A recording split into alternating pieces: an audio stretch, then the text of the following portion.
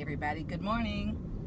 You may notice that I don't have Coco this morning because it's Realtor Caravan Day, and we are going to be showing our beautiful listing out at 255 Southwoods this morning. Really excited about that. Gorgeous property. Just had a $100,000 price adjustment and it was already a good value. So excited to drive out there. But what I do have, since I don't have Coco, I do have a really great topic this morning, which is what it takes to be an entrepreneur. Side note, decided I better step up my content this morning. This is my mom yesterday told me. She goes, "You're getting a little boring." So, hi Mom. Hopefully I'll try not to be boring today.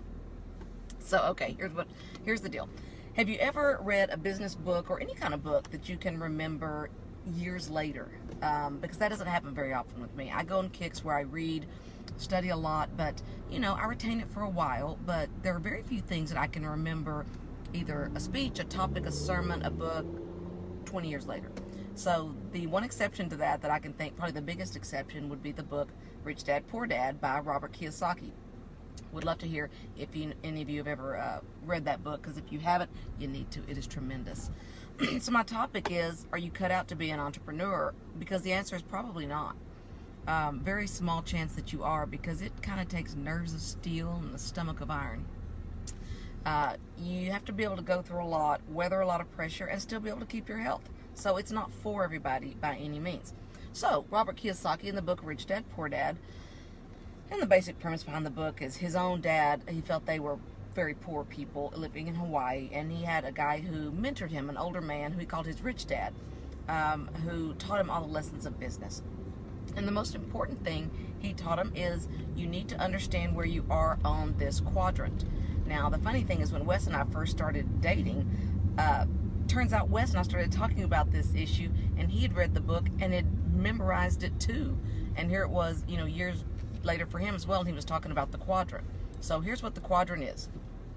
If you are earning a living, making money, you're doing it in one of four ways. You're either an employee, or you're self-employed, or you're a business owner, or you're an investor. So again, you're either one of four things. You're either an employee, you're self-employed, you're a business owner, you're an investor. And all of our natural instinct is to go, well, investors last, so clearly it's better than anything else. And really, there's no better here. There's no judgment. It's just finding your groove and what makes you happy and what level of risk you can stand. If it gives you a nervous breakdown, it's not worth being an entrepreneur, am I right? So, first level is employee. There's nothing wrong with being an employee. It is, for many people, a great way to have a strong 401k. It was so easy to save back whenever I was a lawyer and I drew a check. I would go and put some in savings, some toward my bills, because I could calculate exactly what was going out and exactly what was coming in. It gets a lot harder when you're an entrepreneur, a lot harder. So just recognize there's no bad or good. Guess what? The CEO of Apple is an employee. Every NFL football player is an employee. So you can make a lot of money, or whatever amount you set your goals to do, or less money and have less stress. So there's nothing wrong with being an employee, but understand when you are one. The trickier part, most people know if they're an employee. They get they're W-2 wage earners, and they get their W-2, and they know what they made for the year, and their taxes are already out. Number two, self-employed. That's the trickier part, because a lot of self-employed people really kind of feel like business owners. And again, there's nothing wrong with being self-employed. I would say the majority of doctors, lawyers, plumbers, electricians, many of these people are self-employed. The beauty of being self-employed is, if you're sick or if your child's sick and you really need to reschedule, you have some flexibility, no doubt about it. So there are a lot of perks of being self-employed. The problem with being self-employed is, if I'm a doctor, I may be making a lot of money over the course of the year. But if I'm not treating a patient, I'm not making any money. So I need to be very clear and just understand that can be okay, but I'm not a business owner. I am self-employed. The bigger leap is to becoming a business owner. Many people, self-included, start off self-employed and then we become a business owner. So in 1995, I decided, after 5 years of practicing law, that that's not what I was going to do for the rest of my life, and decided to open a retail tourist shop because the people in my family had done it and had kind of a pattern for me to follow. So I thought, why not give it a try? I'm 28 years old. If I fail now, there's plenty of time to regroup. So I did that. At that point, make no doubt about it, I was self-employed. I was working for my money. We were tagging quilts. We were staying up all hours of the day to sell quilts, home decor, bedding, gifts, going out purchasing, going to market, having a blast. But I was self-employed. If I didn't get up and go to work and sell some quilts, there wasn't going to be any money. That means I'm self-employed.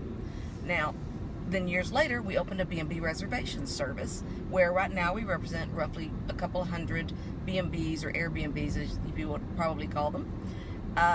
So at that point, we were still self-employed because I was going to work every day, and without me, the work wasn't going to carry on. So what made the leap?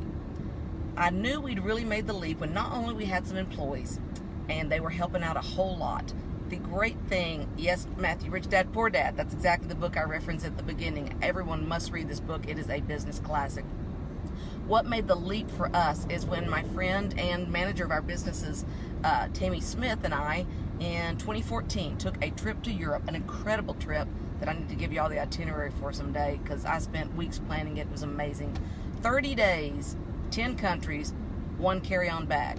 So it was, she and I went along with our 4 daughters. I have 2, she has 2. So 6 gals, 30 days. It was wonderful. We came back, and the businesses had their best month ever with us in Europe for 30 days. That was a big aha moment, and it meant that the business can live without me. Now, does the business do better when I check in and give what guidance I can and bring the value I can? Of course it does. But that's the goal if you're so inclined. Some people are very happy in the self-employed lane, and there's nothing wrong with that. For me, I wanted to be a business owner. For one thing, very ADD in terms of I want to be doing a lot of things at once, and I can multitask pretty well. So I want a lot of businesses, and I can only do so many things. So I have to have them be pretty independent.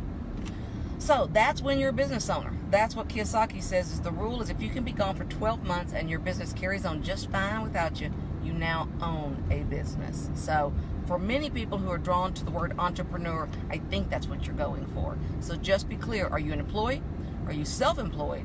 Are you a business owner? Or are you that holy grail that we're all just aiming to be someday, I guess, if we're in this world at least, which is investor. Investors when your money works for you. I'll never forget that episode of The Cosby Show when I think little Rudy asked Dr. Huxtable, are we rich? And he said, no, we work for our money. He was a doctor. He was self-employed. And his wife was a lawyer, also self-employed.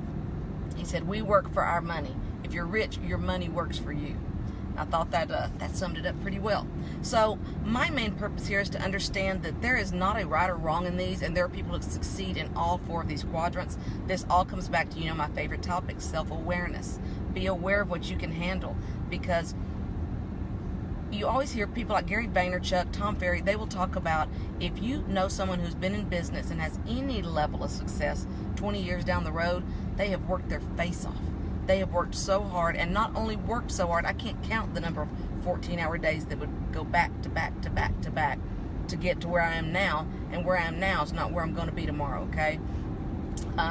But the stress level, in addition to that, people ask me all the time, how could you sleep? Well, there's times when it's hard. There's times when it's scary. If you know someone who's been in business 20 to 30 years, I dare you, ask them, was there ever a time when you thought you might lose it all? Because if they say no, they're lying. That's how stressful it will get, and not everyone is cut out for it, period. It is hard. So if you're sitting back and looking at people going, why do they have this, or why do they get to do this? Most likely they earned it, because there's a lot of stomach-churning moments and what we'd call robbing Peter to pay Paul, to figure out how to keep things going in the meantime until the economy strengthens, until the tourists come back, until the inventory levels even out, whatever it is that you're dealing with in your particular business. So please understand that if you're going to be a business owner or an entrepreneur or even self-employed, it's going to be a long road to hoe. And most people do not have the internal fortitude to be happy doing it. Not to say you couldn't do it or you're inferior because you don't do it, because you won't be as happy doing it. And you might be a fabulously successful enriched and fulfilled employee, but just know what you are. And so that's my tip for today, and hopefully my mom will tell me she didn't find this one boring, because I'm trying to up my game here. If your mom won't tell you the truth, then who will, right? That's the other thing in life. You've got to not be so thin-skinned. You've got to have family and friends around you, he'll go, yeah, that was boring today. So I'm like, okay, I'll see if I can revamp and give you something a little more valuable today. So anyway, I hope that helped you. If you get a chance, check out Rich Dad, Poor Dad by Robert Kiyosaki. Best business book that will ever stick with you. And tomorrow I'd like to talk about the best movie I have seen in forever as far as building self-esteem. So we'll talk about that one tomorrow. I'm almost a caravan. See y'all later. Bye.